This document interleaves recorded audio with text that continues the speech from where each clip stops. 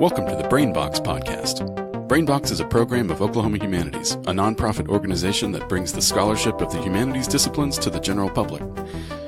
You can check out the other programs of Oklahoma Humanities at okhumanities.org. I'm your host, Chris Carroll. I'm a program officer at Oklahoma Humanities. BrainBox is a podcast for your noggin. It's meant to challenge our on-air guests to make the humanities relevant to today and challenge listeners to use their BrainBox to make better sense of current events.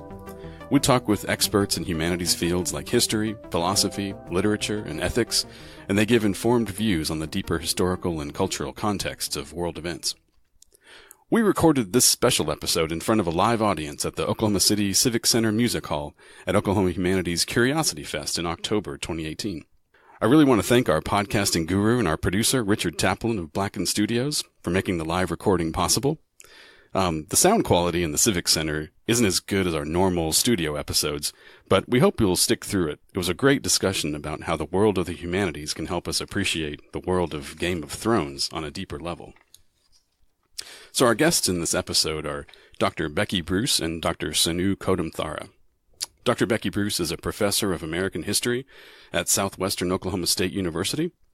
Her area of study is in American foreign relations, and her manuscript looks at the annexation of Hawaii. Her research focuses on both the political and cultural exchanges between the United States and the Hawaiian Islands and the use of power in those dynamics. Dr. Bruce earned her Ph.D. in American history from the University of Alabama in 2012. Dr. Sunu Kodumthara is also a professor of American history at Southwestern Oklahoma State University. She has deeply researched the history of women's activism and protest. In her manuscript, titled Anti-Suffragists and the Dilemma of the American West, looks at key factors in the struggle for voting rights. Dr. Kodumthara earned her Ph.D. in American history from the University of Oklahoma in 2011, and she's also a member of the Oklahoma Humanities Board of Trustees. Dr. Bruce and Dr. Kodumthara are both true maesters, and they are great advocates for the importance of the humanities in our state. So here is the live recording of our Game of Thrones episode. By the way, the North remembers.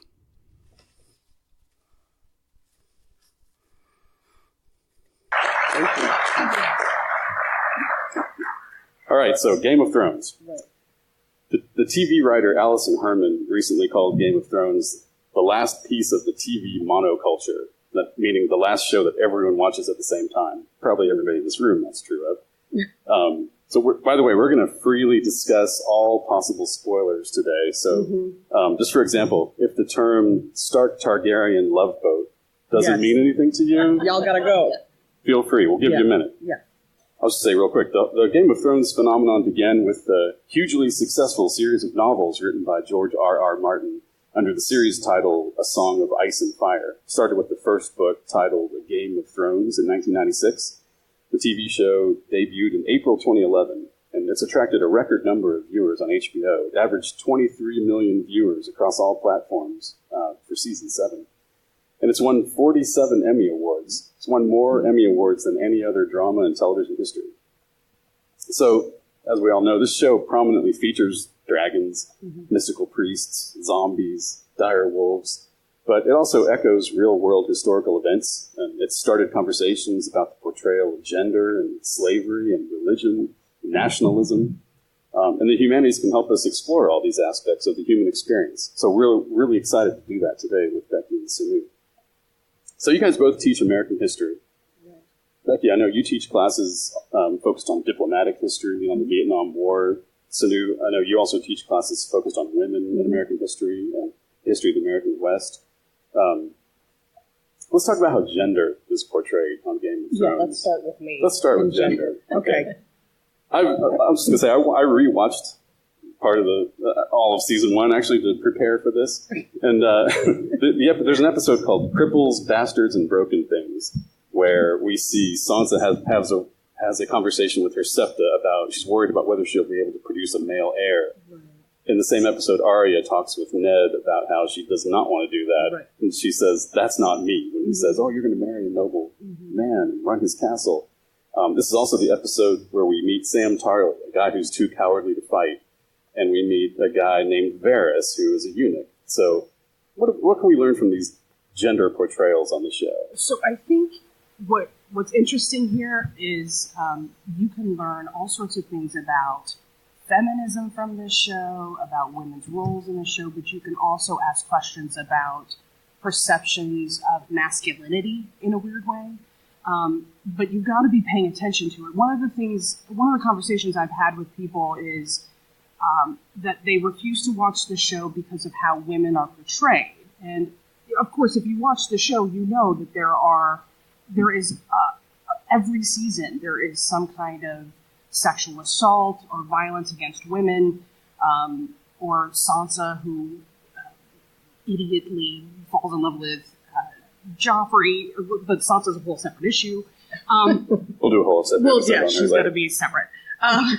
But I think one of the things that you'll see in the show is the growth of women and the sort of realization that even in the objectification of women, which happens in reality every single day, as we know, there is also the opportunity for women to sort of step into their own and really embrace their own identity. For example, let's bring up Sansa. I mean, Sansa starts... Can we bring up Sansa? Okay, Sansa starts out as wanting to be a princess, and then in season 7, she is Lady Stark and running the North. And for her to go through this sort of character arc is no simple story, right? She goes through arranged marriages, she is raped, she's beaten, she has to run away and save her own life. But it's sort of this great example of helping us to better understand the opportunities for women if you have the mindset to take it. And at the same time, if you were to look at, say, a character like, hold on, let me go to my cheat sheet, Theon Greyjoy, as we know him, Reek. Oh, another... he's a really good example about masculinity and how masculinity is tied to physical traits, but it's also about a mentality. Because it's not until season 7 that he kind of redeems himself. Not well, but he tries. And so these are issues and themes that come up with every single character. Questions about what is the role of a woman, what is the role of a man, and what's acceptable. And what's okay. Well, and to add on to that, it's the idea of identity itself. Mm-hmm. These people are living in a feudal society where you have social class structures, and your job is to maintain the proper behavior for your social class. And when you take, I'm going to go for Sansa again, she's this teenage girl and she dreams about being a princess and marrying her, prince and making babies for him because that's the identity of a young girl born into a higher class. That's her job. And she really buys into that identity. And then you fast forward to season 7, she's completely been stripped of that identity. And she's, technically killing her husband with a smirk on her face, completely ending that identity. And then to juxtapose her with Theon, who has this masculine identity of being a highborn young man who can, run around and do whatever. And at the end, he's just this weak, deflated person, because his identity has been stripped from him as well. So it really is masculinity and femininity are definitely tied into these definitions of who you are supposed to be within this feudal system. We're going to have time for Q&A at the end of this session, too, so save up your questions about gender. I'd like to talk about governance on the show, too. George R.R. Martin has talked about how the actual details of governance are rarely discussed in fiction, especially in fantasy fiction. He was really interested in portraying this on Game of Thrones. So let's say we've got the Baratheons who are interested in gaining the throne, but they don't necessarily know how to rule. Cersei has a model of leadership that I think we can all get behind and understand. Sure. What can we learn about what makes an effective ruler and what makes for good governance from Game of Thrones? I think there are a couple of things we can learn from the show. One is, like when we're talking about the Baratheons, these guys want power. So there are a lot of people who define rule as just power. And because they don't know what to do with it, they won't know how to maintain it. Whereas Cersei, who studied from her father, she thinks it's all about money. that if I have money, I'll have access to power, and that's how I'll rule people. And then here comes Daenerys, who thinks that if she just has the love of the people that she has set free, that their love will keep her on the throne. And that's not sustainable either, because people are, people, and our love is easily lost, right? So I think what we can see throughout this show is that everybody has a different idea of what governance is, what it means to be a leader, and nobody quite has it right. Mm-hmm. And that's a part of the problem, is everyone's kind of going into it sort of naive, thinking, well, my way is the right way, but it doesn't address the complexities of leadership. That's the problem. Leadership is so complicated because not everybody likes you. How are you going to rule people who don't like you? How are you going to rule people who don't naturally love you, or don't want to give you their money, or don't care that you're a Baratheon? It's way more complicated than just sitting on a throne. Well, I think that leads us to the secondary characters, because they're really the leaders. Mm-hmm. If you look at, let's go with Daenerys, she's collecting these people to advise her. They become her bureaucracy, and they keep her, sort of constrained. No, you're not going to go to King's Landing with your dragons and blow it up. But at the same time, they have to also encourage her sometimes to be less willing to. There's this really great line where she says, I don't want to change the will, I want to break it. Mm-hmm. So she's wanting to totally strip everything, the culture, the political system, and reinvent it in her own way. And these advisors have to hold her back from that as well. So I think you have to bring Tyrion in and talk about his influence. Jorah Mormont sort of always keeping her under control a little. But this last season, one of my favorite new characters now is the Onion Knight, because he's become this sort of hand of the King of the North, and he's a regular guy. His dad was a fishmonger, so he's the guy that says, look, this is the way the regular people need it to be, and we need to keep that in mind. And these are very few voices representing the regular people, but I think the person that ends up winning has to win the regular people. Okay. Maybe is it fair to say Daenerys is at least, she has counselors at least. She at least listens to people. Yes, maybe that's a model that we can... Unlike Cersei. Yeah, I mean, Cersei is not that way, right? Cersei just says what she's got to say, and you're expected to do it, lest there be, violence on your face or something. And so, she is very much used to the idea of, I'm in charge, therefore whatever I say goes. Daenerys is willing to listen, which I think is her great strength. I mean, when she gets frustrated with Tyrion, she immediately asks Jon Snow, what do you think? Should I take my dragons and go in? And so she is willing to have a conversation. At the end, she wants your loyalty, though, right? At the end, you got to bend the knee and kiss the ring and do all the things. But she is willing to listen to you, and that, I think, is what has got her this far. I've re-watched the show. I'm back in season 1 now for the third time, and I think we can all at least agree that in this world, honesty is never the best policy. Right. Ned Stark, nice guy, terrible leader. I mean, ultimately.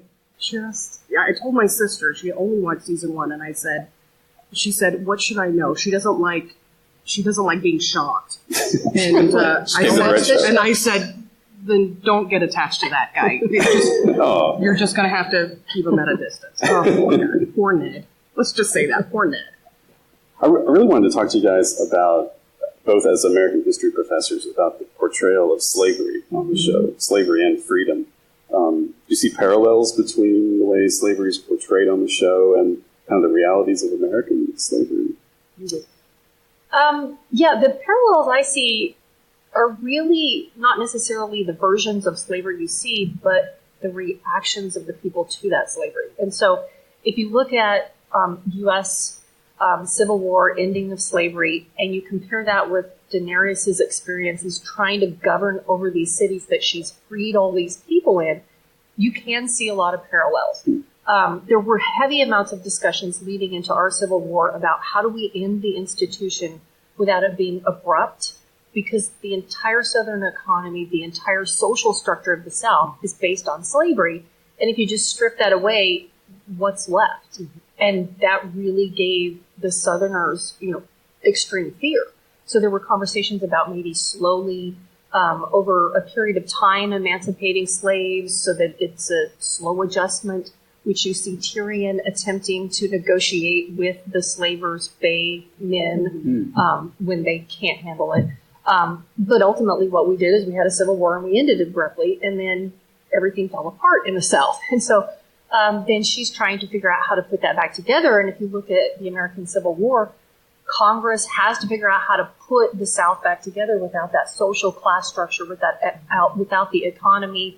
And you get things like the Freedmen's Bureau as an attempt to sort of fix those problems. There's a really great scene where Daenerys is sitting and she's having people come in and bring their issues. And this older man comes in and he says, I was a slave. I worked for a family. I was the teacher. And I don't know what to do. I have nowhere to live. I have nowhere to go. And a lot of slaves in the South were in the same boat at the end of the Civil War. And so the Freedmen's Bureau had to sort of find jobs for them and find homes for them and help them transition.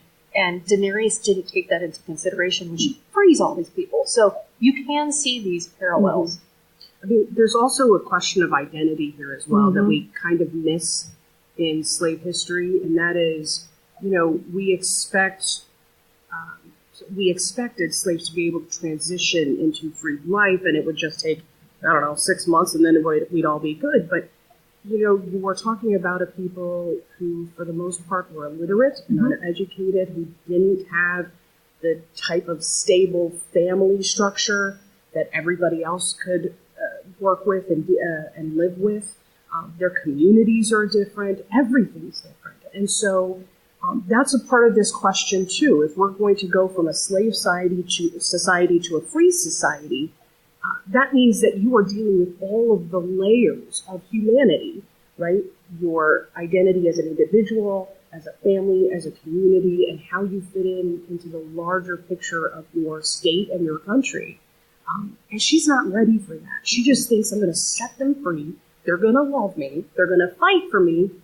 And then it's all good. Everybody's going to get jobs, and everybody's going to have the monies, and everybody's going to do great. But it's much more complicated than that. Yeah. But did it make you, did Daenerys as kind of like the white savior of those slaves make you uncomfortable watching that at all? Or no, can I tell you why? Please. It was because of the dragons. I forgave her because she had dragons. Yeah. I'm like, listen, if you've got 3 dragons, I'm on your side all the time. So honestly, I'm good. But of course, that's not a scholarly thing. So yeah, we're going to just ignore what I just said. It didn't make me uncomfortable primarily because I did believe that her intentions were honest and genuine. I think she genuinely wanted to free people. There's that great scene where early on, this is probably season 2, where she is leading her people, and along the way there are slaves that have been sort of crucified right along the way, and you can see it on her face, how traumatic that is for her, how emotional it is for her, and she's also very angry. And so because of that, because her intentions are good, I don't think she sees herself as anything but the person who's going to break the wheel and forever rid the land of slavery. Probably my favorite scene of the whole show is when she incinerates the slave master who's been speaking in the language that she does understand. But I'm not going to lie, before the semester begins, I watched that clip at least 15 times. Are any students in the crowd? Sorry. Yeah, I think a couple of volunteers are back there, but that's not for them, I promise. Pure motivation to get started. That's awesome. Well, we did a podcast, our podcast that's currently up right now, our most current podcast was about World War I. And so going back and watching season 1, it seems to me like at the beginning of season 1, Westeros, it's such a shaky empire. It kind of reminds me of the Austro-Hungarian Empire at the beginning of World War I. It's made up of disparate cultures. They're spread over a wide geographical area with different religions and different national identities. How can the people who are seeking to rule Westeros, or anybody who's seeking to rule a diverse empire like that, how do you get people to give up their identities and try to assume one unified identity? Sunu, quick. Good propaganda. Yeah, right. I mean, yeah, that's well, see, you know, the problem The short answer is a zombie apocalypse. Right. But well, that actually, unites everyone. I mean, that's not crazy. If you look at here in the U.S., we're attacked on 9/11, and the next day, American flags sell out.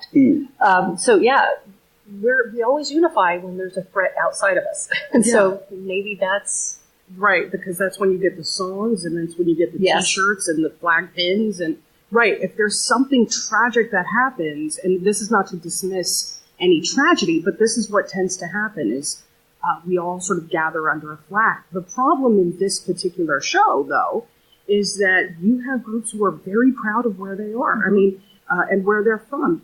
Every season, at least one person says, the North remembers. And that is an expression of nationalism, right? And that's a pride in identity. The North remembers. And for anyone who's not in the North, that means nothing. But for the Northerner, that's everything, right? And so this question of, okay, if I'm going to sit on this iron throne, how am I going to get Northerners? Just forget everyone else. Just think about Northerners and how are Northerners going to be. Northerners are not going to happily join anyone sitting on the Iron Throne, unless maybe it's Jon Snow, and even then, it's iffy. See, but I don't... Okay, yeah, let's move on. We'll get to that. Yeah, we'll get to that. Yeah. So, like, just the show's portrayal of kind of the intersection of identity and culture and religion, does it seem plausible to you from the real world, or is it are there touchstones that are accurate, do you think? Okay, well, what do you mean? Like, in terms of religion's role in shaping identity and culture? Or... Let's talk about religion. Okay, I'm just super curious. I love the way religion is portrayed on the show because I feel like I could join up with any of these religions. I mean, I'd be okay with a lot of these religions, especially if I was raised in them. Let me ask, like, which religion would you join up in Westeros? Which could you sign up for and live under? I do like the Many Faces guy. I really like that one. Yeah. That's legit. I would totally go with that. Yes. Why? I like the potential of just being able to go in with any kind of face and then wreaking havoc. But that's a personal thing, obviously. That's something for my therapist to talk about and deal with. Yeah. Did you have one? I don't know that I have a favorite, but I know I have no use for the Lord of Light when he's killing people. Yeah, that one's too much for me. Okay. That's definitely I'm not a powerful... sure about the many faces one. You got a wall full of faces that you get to pick from. Come on, guys. You're hitting it with me, right? No. I'm just going to slowly back away. All right. She's got some identity issues. This is going to turn into a problem. Okay. Who's your favorite character on the show? Oh. See, this... I would go with... my first instinct is to say Tyrion. Yeah. Tyrion because he proves that in the end it's intellect. Right, he is so smart, and everyone has misjudged him. His whole family, except for maybe his brother, have underestimated him, and he is by far the smartest. Plus, he's the funniest, and I find him the most entertaining and the most honest as well.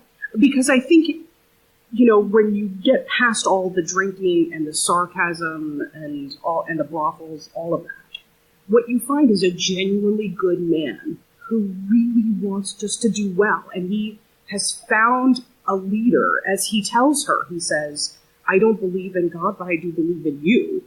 That, to me, was one of the most powerful moments in his character story. Just, it was so telling of who he was. So, yeah, I'm going to go. Yeah, I would agree Tyrion's in my top tier. I can't pin down one favorite, but I think we have to also talk about, Varys. Yeah, I love Varys. I love Varys. And every time somebody asks him, well, what's your motivation? He says, I serve the realm. And he seems like a flip-flopper, but what he's really trying to do is figure out who is really going to govern the best. Mm-hmm. And he has no desire to be the one on the throne. Mm-hmm. Where if Baelish was up to the same stuff, but Baelish wanted the throne for himself. So I kind of like that Varys finally figures out Tyrion's the one he needs to ally himself with to find the right leader. Yeah. And I think that they think they've found the right one now. And so, you got to give Varys some props. I also like that Varys has the ability to show up out of nowhere. Yes. Like he shows up, I think it was Lady Olenna having a conversation with someone, and then out of nowhere, here he comes and he says, "Fire and ice." Where were you this whole time? How did you end up, what flight did you take to show up in this scene? He's another favorite. But then I would also say we have to give an honorable mention to Lady Olenna. Thank you. Yeah, she's died like awesome. A gangster. That's all I'm going to say. That's who I want to be when I grow up. Since season 7, I have watched that scene. You guys, I have a sickness. But that's exactly how I want to die. Tell Cersei, I want her to know. Yes! That's what I'm talking about. She's fantastic. And can we also add Arya to that list? I have to add Arya to that list. Arya goes from this little kid who is totally looked down upon because she's a tomboy. I say that in quotes.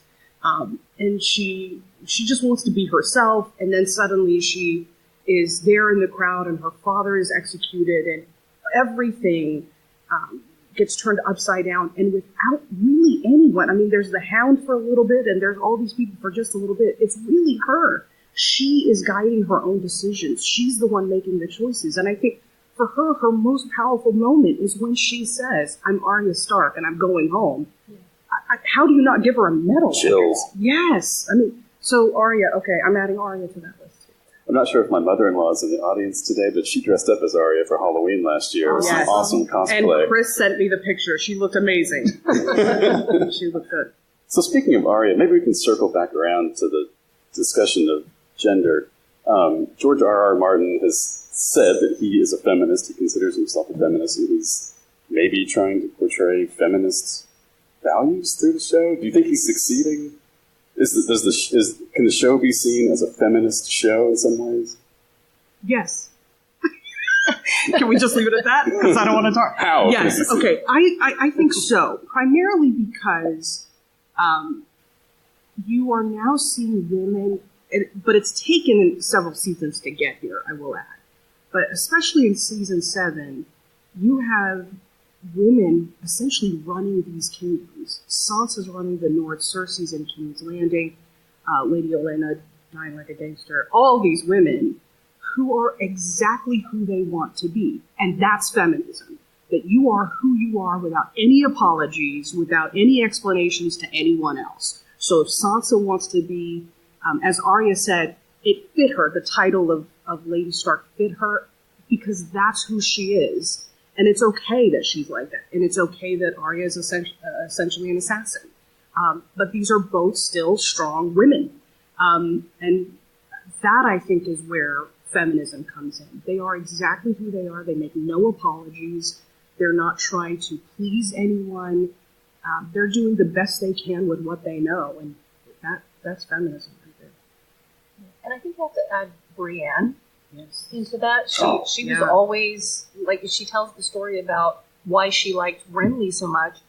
And it was because, she was always very tomboyish. Her dad let her become a knight and all of these things. And he was the only boy that actually was ever nice to her because of it. So she was breaking that stereotype as a child and, paid a price for it. But, so she's very much like Arya was as a kid. I don't like the girl things. I want to go shoot bow and arrow. And, yeah. So I think you do have strains throughout where women are allowed to be who they want to be, but sometimes they have to fight very hard to be that. So they have to break those stereotypes. Well, I definitely want to get to the audience Q&A here. I think we will have some good questions. But my last question for y'all is, who do you think is going to sit on the Iron Throne at the end of Season 8? A prediction. Becky? Maybe who deserves to? Who deserves is different, right? Who deserves to? Okay, well, in a perfect world, right? Daenerys and Jon will co-rule together, but they will let the bureaucracy of all those other men actually do the government. They will break the wheel. Jon is that good. I don't think Jon is the guy who's going to be like, you know what? Spoiler. I am the rightful heir. I should be. He's not that guy. Right? I don't see him fighting for it or making a claim to it. I see it becoming an issue between him and Daenerys, but I don't see him fighting for it. I'm cheering for her. I am cheering for Daenerys. I don't know, guys. I've learned not to get my hopes up with the show, as you guys know. Don't get your hopes up. So we both agree that Cersei's not going to win? I think in the end, this is what they're going to do to us. I think in the end, it's going to be the zombie guy who gets up there and he's going to end up sitting on the throne. And then I'm going to throw a shoe at my TV and say, y'all have wasted my life for this many years. There's a whole theory that maybe the White Walkers are the good guys. Yeah, I've heard this theory. I don't want to believe it. It's tough to believe. Yeah. I kind of want Tyrion to end up on the throne, but I'm really worried by that last scene on the boat where he's jealously he's looking very around the corner. upset about that. I'm so worried about that. Yeah, I know. It's the ulcers that we have because of the show. It's out of control. Well, I hope we have some questions. Richard, how should we do the Q&A here? Okay. He's going to run. We've got a mic that y'all can speak into so we can hear your questions. Okay, great. Let's have a question from the audience. Or from Richard, if you want to throw something in. When did you guys actually start watching Game of Thrones? Was it when it first came out, like the first season? Or was it like you had heard about it and then a friend told you and you finally just started binging? Okay. You're going to get mad. I started literally in the middle of season 4. What? I know. I was watching it as it happened, and I was like, this looks interesting. And so then after season 4 was done, I just binge watched seasons 1 through 4 all over again, and I was like, oh, where was I this whole time? I started in the middle of season 4. That's a weird origin story. It is really bizarre, but that's my life, and that's what I do. I don't know what to tell you guys. And I remember you doing that because you'd come in and ask me questions. Okay, so now what was the backstory on this? I'm like, oh. Yeah, I know. So sorry. I didn't watch it the first season either. I have a friend who's like super nerdy, and he's like, oh, this is the greatest show. You should watch it. And I'm like, But he finally convinced me. So when they released the full first season and I binge watched it, I'm like, oh, now I'm stuck. Yeah. I can't stop watching. Did either of you read the books? No. That'll be after the show is out. Me too. Yeah, I'm waiting for the show to be done, and then I'll read the book. Because otherwise, if I read the books, I feel like I'm going to be disappointed in some way, shape, or form with the show, or vice versa, so I'm just going to wait. Me. How many people in the audience read the books? Oh, sorry, guys. A lot of you. I'm curious, does anybody have any observations about how the books differ from the show? There are some key differences, and characters that don't even exist haven't even been portrayed on the show. Lady Stoneheart, anyone? Hello. All right, so I haven't read all the books, but I read the first one, and I had watched the show, the first season of the show before I read the books, and so even before the books came out, the TV series came out, I was like, I'm going to get all the books that are available, and I'm going to read them all so I can be ready for the show. And then when I started reading them, I was like, I just can't. It was hard for me with the ages, because when you look at a TV show, John is like 17, 18, Daenerys is like 18 years old. But in the book, they're like 13. Yeah. And it just kind of freaked me out, and I actually kind of stopped in the middle. Okay. Because it was hard for me to equate what I'm seeing on the TV show with what you're reading in the book. It was really hard. The ages of the female characters in the book are more true to medieval times. Yes. I think the producers of the show said, yeah, we're not going to go down that road. Right. We'll make Daenerys like 18. Any other questions from the audience? Hello, I'm Sarah. Hi, Sarah. You guys barely touched on it, and I was just wondering if we could circle back a little to the idea of religion in Game of Thrones, and just how it never seems to do anyone any good, or maybe it gets little girls burned at the stake, and it's awful. Yeah. And so I didn't know, I was racking my brain, and is there any good elements of religion in Game of Thrones, or is it just kind of another example of how to manipulate people? Fire. I think the good aspect of religion is that for some, not everyone, but for some, I think it gives them a sense of grounding that, I hate to use the phrase higher purpose, but higher purpose. So that, when the Hound shows up in the north and he has that religious experience when he looks into the fire and he sees all of these things, I think in that moment, it gives him this greater understanding of, oh, wait a second, this is what we've got to focus on. This is what I'm supposed to be doing. So I think for some people, it does give them that sense of purpose and, in a weird way, identity. It doesn't always work out that way as we've watched the show, but I think he's a good example of that. Because the Hound is just one of those characters who is god-awful, and yet you really like the guy. Love the Hound. I one of my love favorites. that guy. And then he has that religious experience, and that really sort of sets him on a different path. So yeah, I do think that there are these moments where religion can actually work for the good. But then to counteract that with, as I've written down here, the Great Sept, and the kind of things that they tried to do, and essentially creating a King's Landing and a Westeros in their own vision. That's one of the downfalls of it, right? With the rise of any kind of fundamentalist version of a religion, that's the kind of thing that can happen. The Sparrows. The Sparrows, that's Yeah. right. I would maybe argue it works out for Brandon. He's raised in a household that follows both of the main religions. His mom prays to the seven, but his dad is with this old religion, and so he's familiar with the old religion, and it turns out that's the direction his, fate or whatever you want to call it, leads him to, and he becomes, the three-eyed raven. That's all very steeped in his father's religion. So, I don't know, maybe it works out for Bran. I guess if you look at it that way. And you need Bran to get rid of Baelish, right? Yes. So their religion works out real great for all of us. Yes. For those of us who hate Baelish, thank you, Bran. So, yeah. There's the whole theory that Bran is maybe the Night King also. Yeah, you guys, I can't. It's the Sorry. stress of it. Yeah. Okay. Hello. Hi. I just had a question about whenever you guys were watching the show. Where were you, and what was your reaction to the Red Wedding? Oh, gosh. Season 4 over No, here. but see, that's the thing. Like, I didn't know it was coming. So I'm supposed to be, I remember everything, sitting in the office of my house, and I've got my iPad up and it's playing, and I'm supposed to be working on something else. But then I'm like, okay, wait, something's happening here. And let's just say there were a lot of tears, there was screaming. It was very traumatic. I'm still getting choked up just thinking about it. I can't. Oh my God. Yeah, I was traumatized. What was funny is I was at home and I had recorded it because I was watching it the next night and I totally forgot about it. I was like, oh, I got like 30 minutes before I'm going to go to bed. I'll just watch that episode. I didn't sleep at all that night.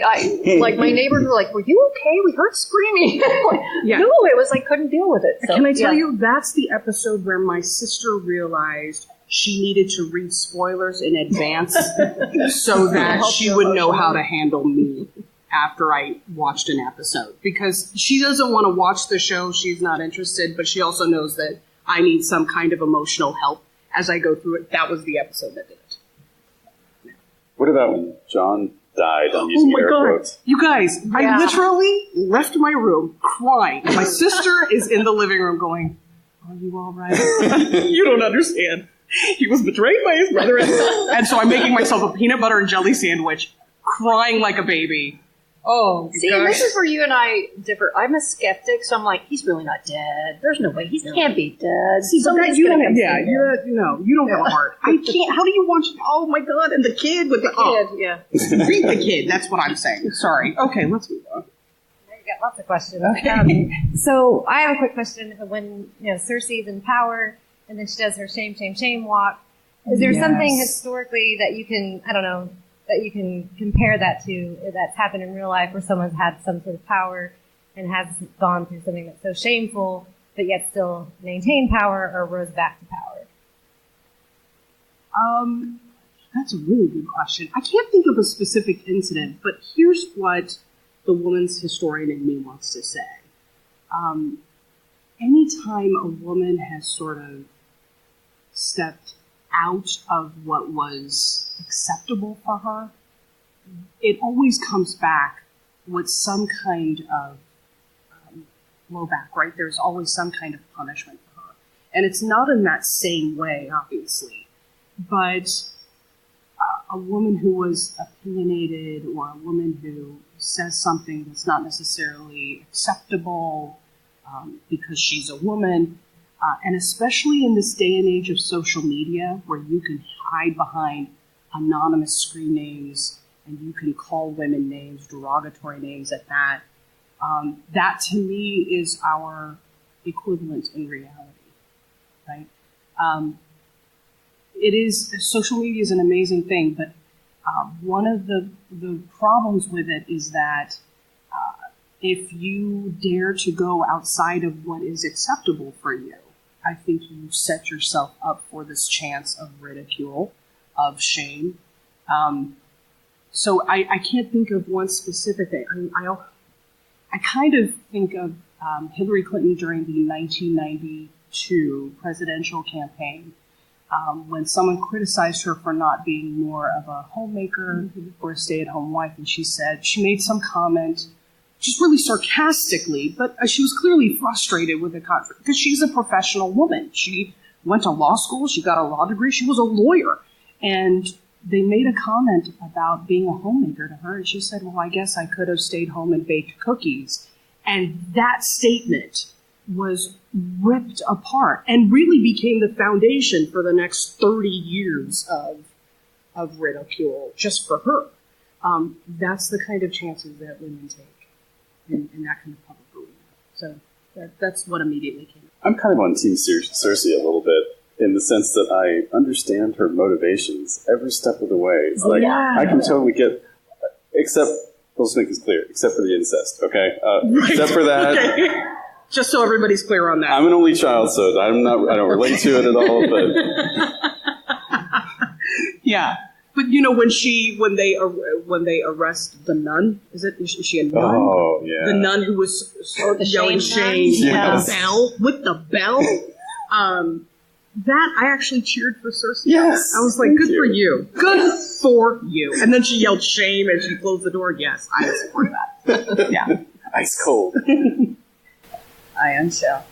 I kind of have a two-part question. And maybe just one-part question. And then I just want to get your opinion on what we're going to see on the Iron Throne in Season 8. But I kind of like to go back to where Brienne has kind of done a complete change. As far as her feelings for Jaime, the Kingsman. Mm-hmm. And Jaime also. Mm-hmm. We've been seeing some looks and some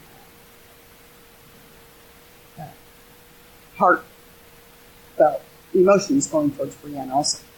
So I'm kind of going to get in your head about that in a little bit, about how you think we're going to end that one. Mm-hmm. And then my second part is concerning with the Iron Throne. Kristen Harris has always said that she can have no children. The dragons are her children. Mm-hmm. And then we know, as in Season 7, we know that Jon and Daenerys get together. So maybe, just maybe, the baby of Jon and Daenerys. Okay. That thought had crossed my mind. Because Jon does tell her, she tells him, well, I can't have children. And he asks, well, who told you this? And she said, well, this which woman that killed my husband. And he's like, well, maybe you need a better opinion. Maybe you should go to a doctor. So that may be implying that somewhere along the lines you're going to have a little Stark baby somewhere. A Stargarian baby. A Stargarian. Oh, I like that. A Stargarian baby. Okay, so with Jaime and Brienne, I am cheering so hard for those two. You're shipping? I do. Whatever the kids say. Because I think the one time that I really started liking Jaime was when he was having conversations with her. Because then I thought, well, this is a guy I could cheer for, not the guy who pushes the kid out of the window. So I really would like for them to actually get together. And now that he's left King's Landing, I think he might go looking for her. Or at least to be on her side. Yeah, because Brienne brings out that nicer side of him. Mm-hmm. And Cersei brings out, the guy that will do anything for love and shove children out windows. And when he leaves against her wishes to go join the group against the White Walkers. I'm kind of thinking that might be the end of it because she won't give that. And can I tell you, Lady Elena called it. She said, Cersei will be your downfall. And I think he finally realized that and said, you know what, it's really not worth it anymore. So fingers crossed. Although Brienne may end up with the redheaded guy from North of the Wall. Oh, I love that relationship. He would like that. I love that. Oh, I love that. It's going to be like The Bachelorette. She's going to be The Bachelorette. Well, in the Hound, you could throw him in there too. You can add the Hound in there. Oh, yeah. He's got to pay for her. We might have time for one last question, if anybody has a last question. Just a super quick one. That don't seem to stick in the show. So at the end of season 7, is there anybody that you think isn't dead that might show back up? Oh. No, Baelish is dead. We're all going to agree on he's it. gone. He's gone. He's dead and gone. I don't know about that. I think the people who died in season 7 are dead, don't you think? Well, I'm concerned Uncle Benjen's coming back, but he's not going to be friendly anymore. Yeah. He may have been taken over by White Walkers, and that's not good. Oh, I'm also wondering if, like, Aaron Halfhand, you guys remember him? He was the guy that John has to kill to get in with the people in the north. Yeah. You know, I don't know if there was Oren. I don't remember. Corin Halfhand, that was his name. So we might find some of those characters coming back, but. Are there any humanities themes that we've missed on Game of Thrones, or is there anything y'all wanted to throw in before we wrap up? Okay. No, I was just looking at my list, and I thought gender. We touched on gender, religion, politics, all those things we shouldn't talk about. Well, thank you all so much for being here, and maybe we'll reconvene at the end of season 8 and see where we were wrong, where we were right. I was going to wear a shirt that my wife got me for Christmas that says, it looks like a Trump Pence Make America Great Again sign, but it says Stark Targaryen Make Westeros Great Again. All right. Well, thanks everybody. This is great. We appreciate it. thank you.